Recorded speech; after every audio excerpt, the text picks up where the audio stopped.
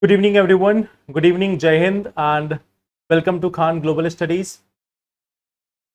I hope now I'm properly audible and visible to all of you. Yes, I was on the way. I have reached in your class now. I hope all of you are doing well.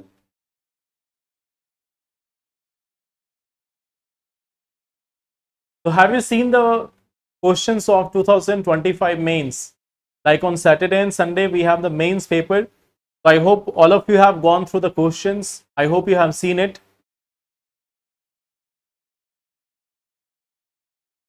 And from there, you can understand one thing. The relevance of current affairs in mains is still there.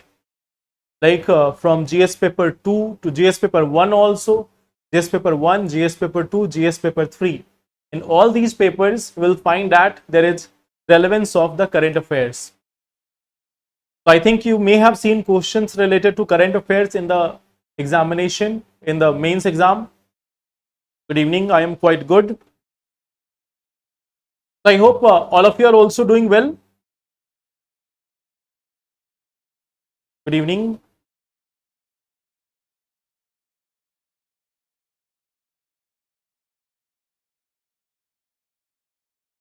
Okay, so the topics which we are going to discuss in today's session, the first topic is related to this one editorial about the 130th Amendment Bill. So we have got this one editorial with respect to that. We are going to discuss about that editorial. Second topic which we are going to discuss is with respect to trade via Chipkey law. So three different passages. There is a discussion on trade through three different passes with that of China. So Chipkey law is there, Nathu law is there, Lipu Lake Pass is there. So we are going to see their location. We are going to see the locations of these three areas. Then we are going to talk about this integrated air defense system which has been developed by DRDO. So we are going to discuss something about that one also. Then we are going to discuss about this one topic. Nepal has joined IBCA, International Big Cat Alliance. So we are going to talk about this one as well. And then we will discuss about this airdrop test for Gaganyaan and some other news articles. So these are the topics which we are going to discuss in today's session. But before that, let us practice some of the questions. Okay. So last day I told you about the lakes. So here we have this one thing. Consider the following pairs. Buller Lake, Jammu and Kashmir, Harike Lake, Himachal Pradesh, Chandratal, Uttarakhand. So how many pairs are correctly matched? How many pairs they are correctly matched here?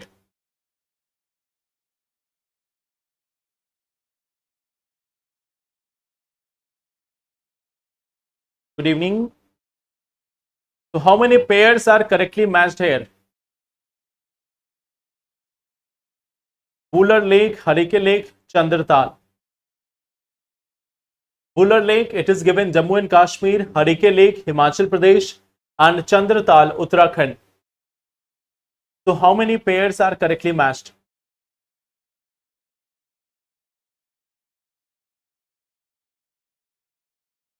C option. C option is all three. Are you sure all three are correctly matched? B option, A option. See, if we look at this, first one is saying Buller Lake, Jammu and Kashmir. This one is correct. Harike Lake, Himachal Pradesh. This one is incorrect. Harike Lake is there in case of Punjab. Then we see Chandratal. Chandratal is there in Himachal Pradesh. So this one is also incorrect. Correct answer will be A option. Vaccines and CAR T cell therapy can eliminate the chances of cancer in humans. Cervical cancer is mostly caused due to infection from a virus. In males, lung cancer is one of the most commonly occurring cancer. So how many statements given above are correct? This is question number 2. The first one is saying vaccines and CAR T cell therapy can eliminate the chances of cancer in humans. Second is saying cervical cancer is mostly caused due to infection from a virus. Third is saying in males, lung cancer is one of the most commonly occurring cancer.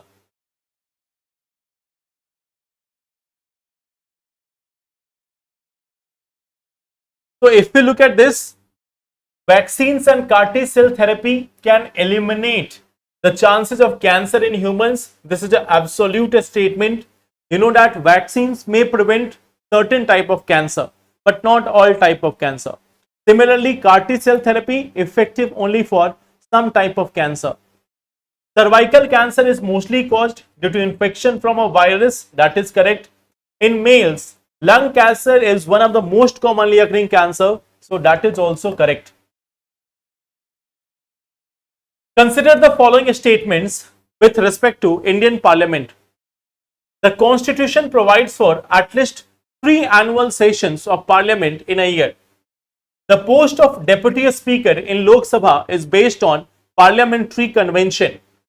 The Deputy Speaker must belong to opposition party as the Speaker is from ruling party.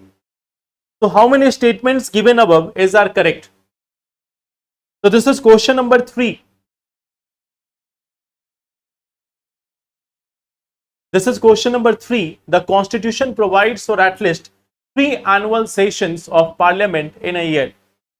Second is saying the post of Deputy Speaker in Lok Sabha is based on Parliamentary Convention. The third is saying the Deputy Speaker must belong to opposition party as the Speaker is from ruling party. So what will be correct here?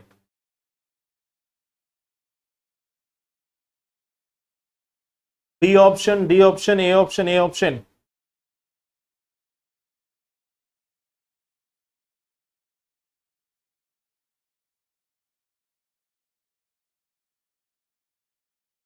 A option.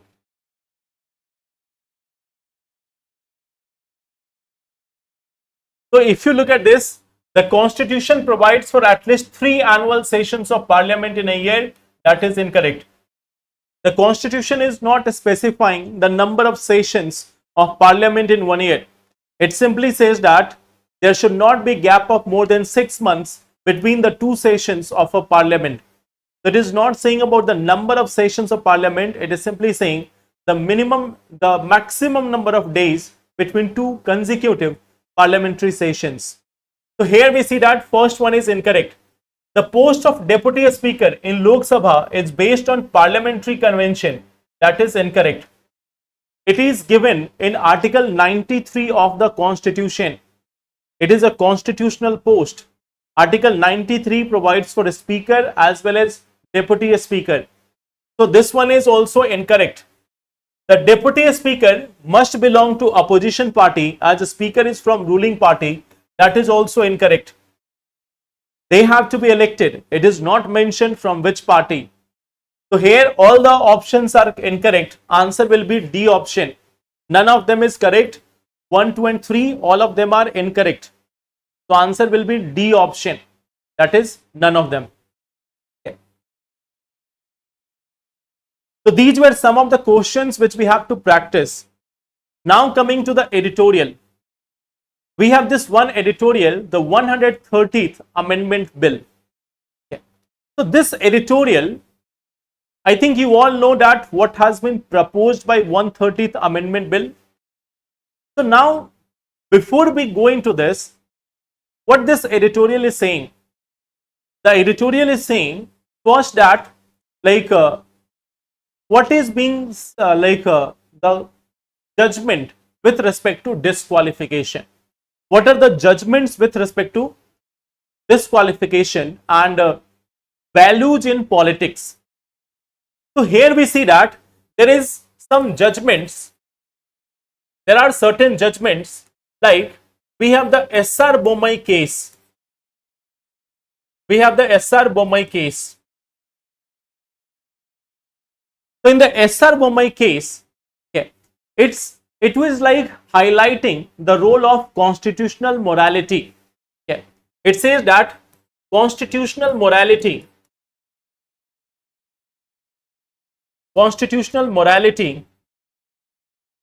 should be the guiding principle. should be guiding principle. Okay. So this in the SR Bommai case, okay, in the SR Bommai case, it was highlighted by the Supreme Court that while you are appointing someone as a minister, as a chief minister, as a prime minister, so you should be guided by the constitutional morality. There must be integrity and accountability. There must be integrity and accountability. Then we have this one thing, Manoj Narula versus Union of India case. So in this also, okay, it said that like those who are having any person with, like it says that in the Manoj Narula case, that any individual with serious criminal charges,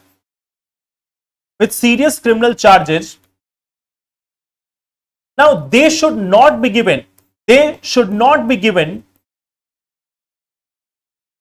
They should not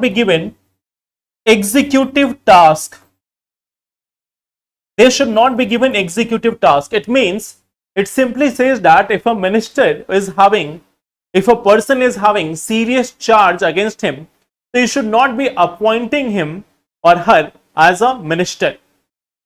So that is one of the case which is saying like if a person is having a serious criminal charge, then first thing is you should not be appointing him. Now we have this one thing, Lily Thomas case. So in Lily Thomas case, it says that if a lawmaker has been convicted, then there will be automatic disqualification.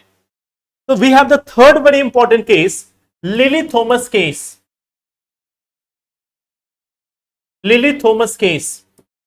So in this case, it was immediate disqualification.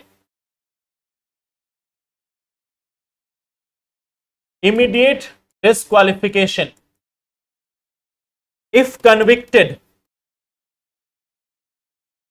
of crime with imprisonment of 2 years or more.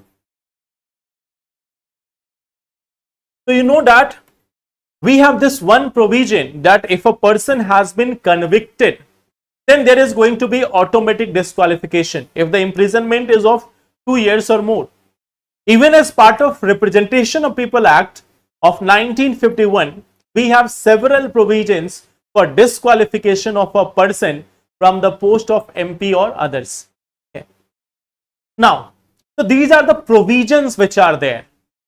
Now the issues with the bill. That what are the issues with the bill? The first issue, okay, it is about like presumption of innocence. There is one thing, principle of presumption of innocence. Now you know that in our justice system, there is a principle that until unless a person is proven guilty, the person has to be treated as innocent. So innocent until proven guilty. So that is the basic principle. So now what we see that it is violation of this principle.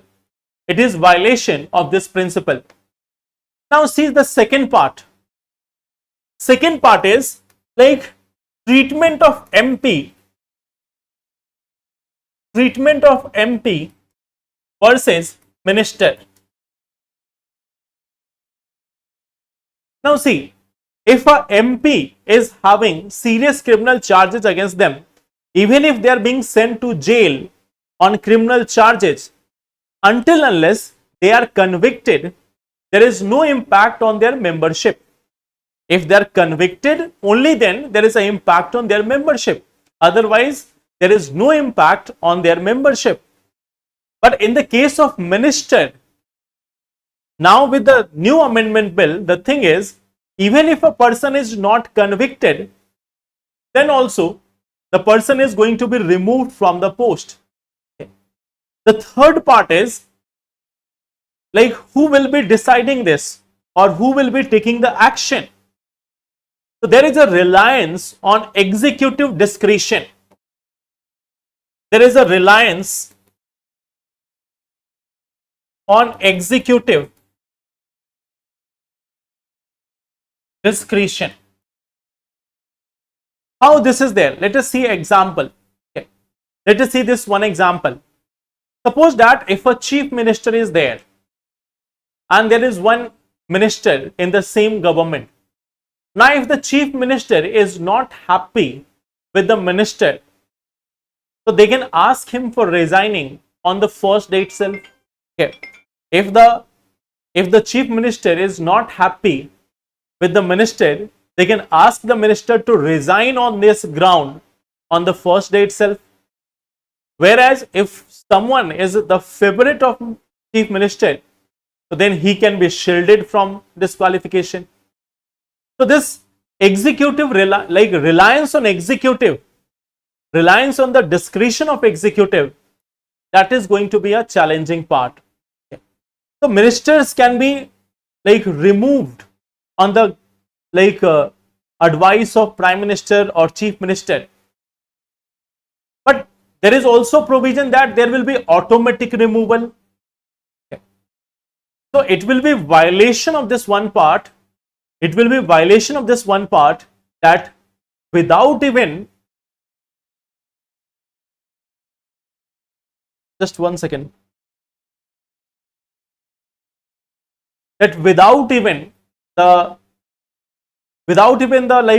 advice of PM or CM, the person can be removed. Okay. So that is also one of the challenge. Okay. Then there is this one part, like when we are talking about the bill, there is also a part that reinstatement.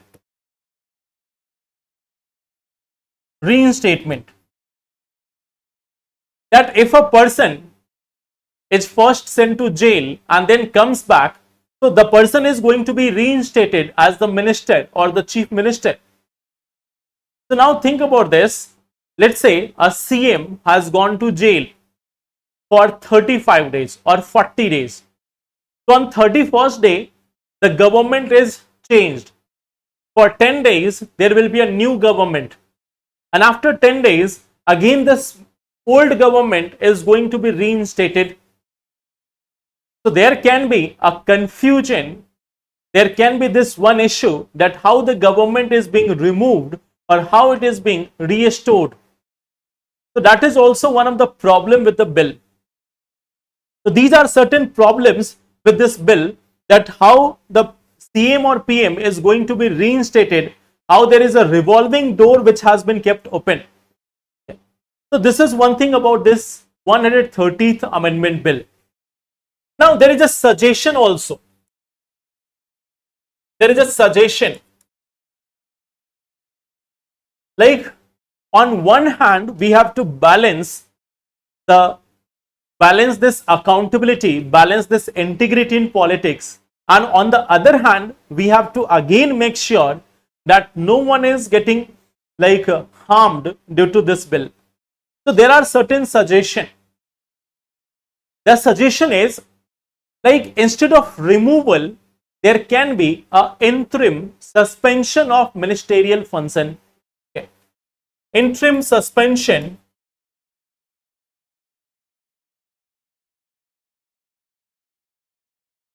of ministerial functions.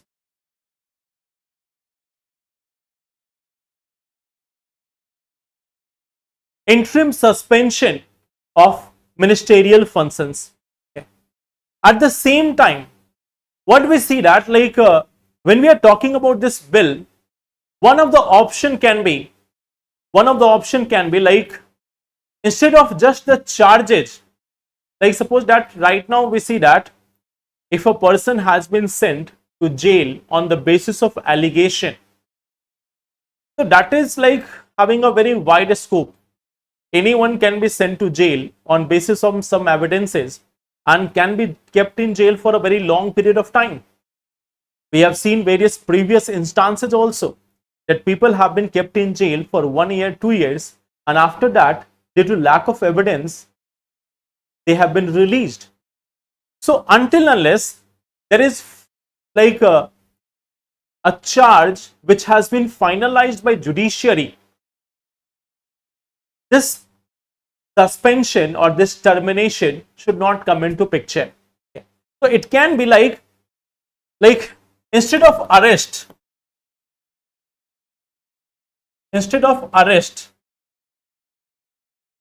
it can be on basis of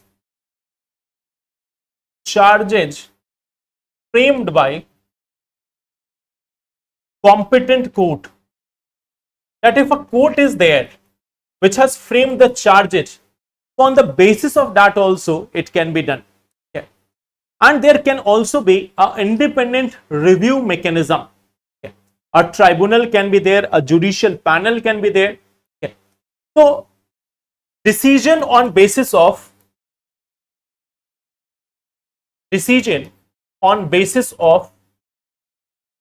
independent panel. There can be an independent panel which can decide if the person should be vacating his or her office or not. Okay.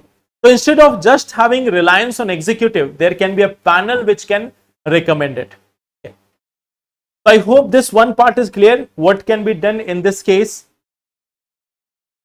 PDF kahan se milegi? PDF will be there in the Telegram channel. There is a Telegram channel, KGS IAS English. So from there you can download this PDF.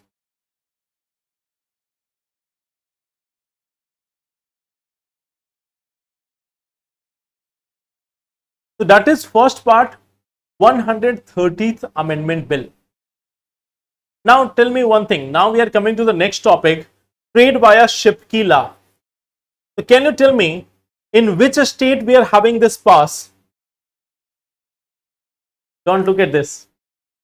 In which state we are having the ship key law? In which state we are having the ship key law pass? I don't have to look at this one.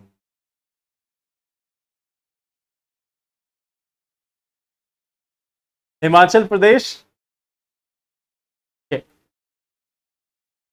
So what we see that there are three passes. There are three passes on which there has been an agreement that India and China trade is going to resume from there. One is the pass of Shipkila. Then we have also this path of Nathula. And then we have this pass of Lipu Lake. So Shipkila is there in Himachal Pradesh. Nathula is there in the state of Sikkim. It is there in the state of Sikkim. And Lipu Lake is there in the state of Uttarakhand. Okay. So just look at the locations which are here.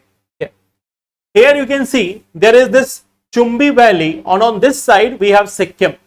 So this Nathula, if you look at this Nathula, so it is connecting Chumbi Valley to Sikkim.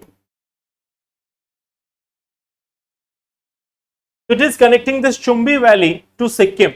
Here you can see there is the part of Bhutan. This is the part of Tibet which is under control of China. And here we are having Sikkim. Okay. So Nathula is connecting Sikkim to Chumbi Valley in Tibet or China. So that is one of the location. Through which we will see that trade is going to start between India and China again. Okay. So that is one part. Then we have the second one, that is Lipu Lake. So recently there has been this one issue between India and Nepal also. Okay. Nepal. So Nepal is laying claim to this area of Limpudhara, Kalapani, Lipu Lake. So Nepal says that this territory belongs to Nepal. Okay. So Nepal is saying that this area belongs to Nepal.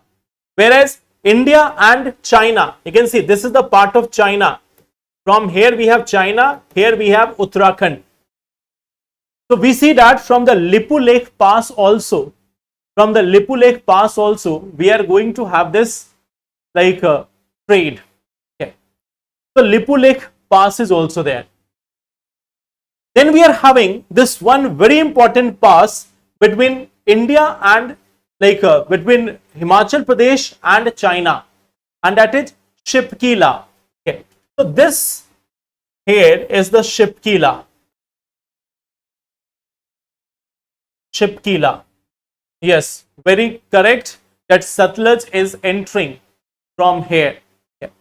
Now tell me one thing. Here we are having one such pass which is called as Baralachala. And here we are having this one thing, Rohtang Pass. So we have three rivers. One is like Satluj, one is Beej River and Ravi River. So can you tell me this Ravi River, where does it originate? Shipkila is coming to India through this part of Satluj is coming via Shipkila. So that is true. But when we talk about the Rohtang Pass, so which river is originating from here?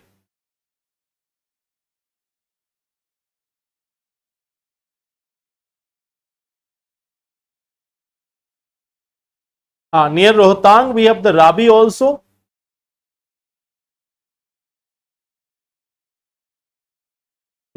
See, there are two rivers which are originating outside India. One is the Indus River, Indus and Satluj. If you see, we have in total 6 rivers here. These last two, Satluj as well as Indus, they are originating outside India. The remaining 4, Beej, Ravi, Chenab and Jhelum. So Chenab is originating near this Baralachala. Chenab is also originating near this Baralachala.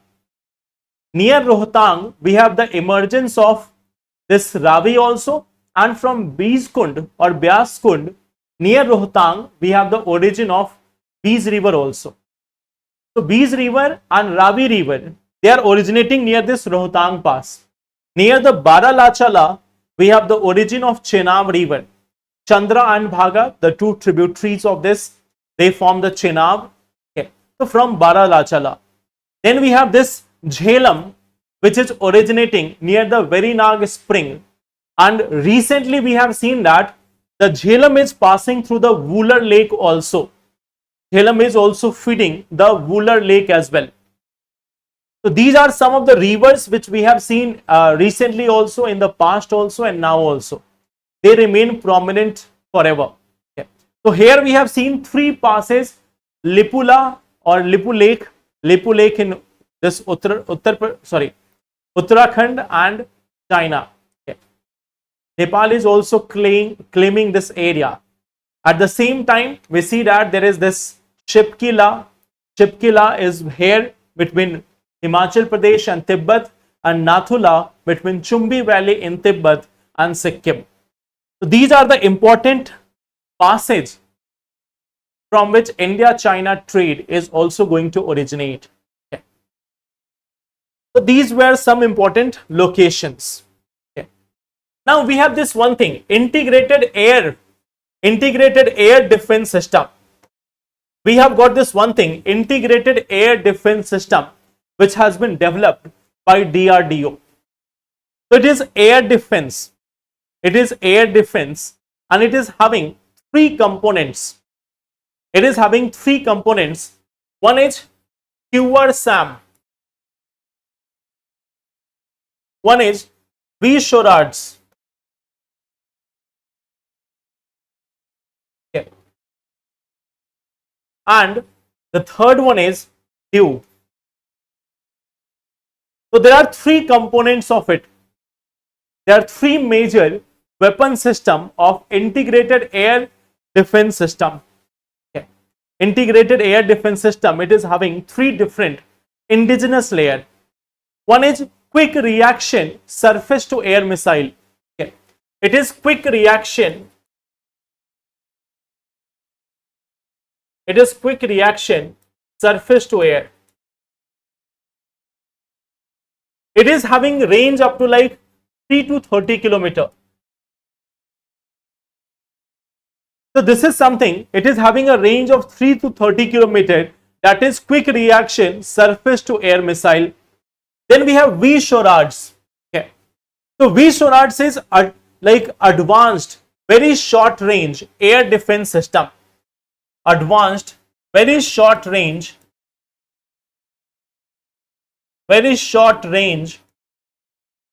air defense system.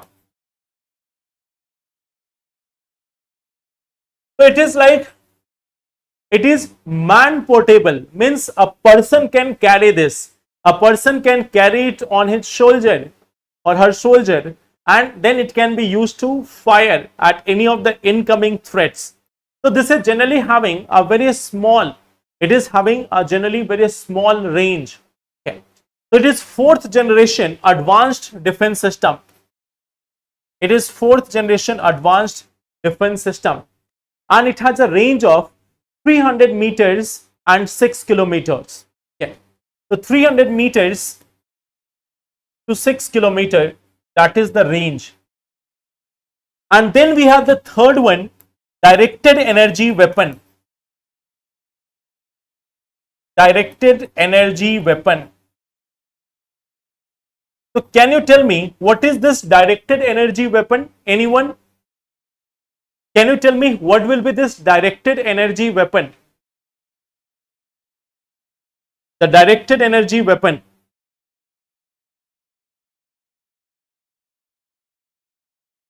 What is the meaning of directed energy weapon?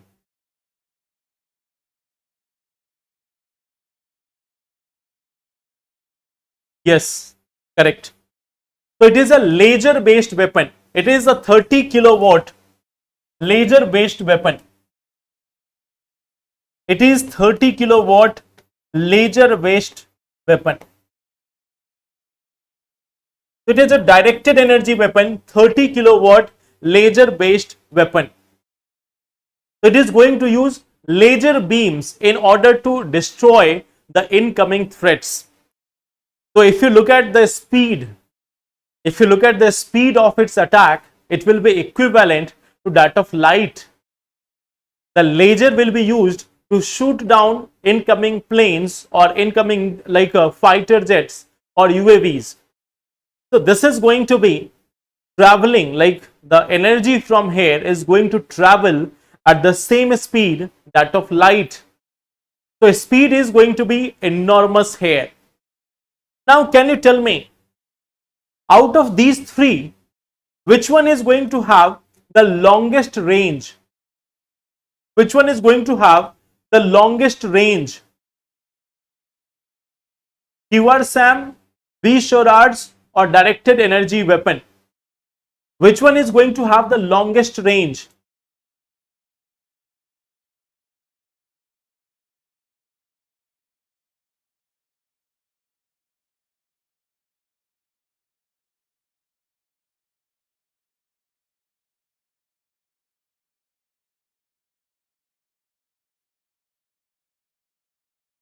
You. Which one will have the longest range? So normally you will think that this is going to have the longest range, but see, it is not having longest range. The QRSAM, it is having the longest range. This one is having the longest range. When we talk about the DEW, its range is quite smaller. It can be effective up to a few kilometers only. It can be effective up to a few kilometers, 1 to 2 kilometers. So its range is quite small.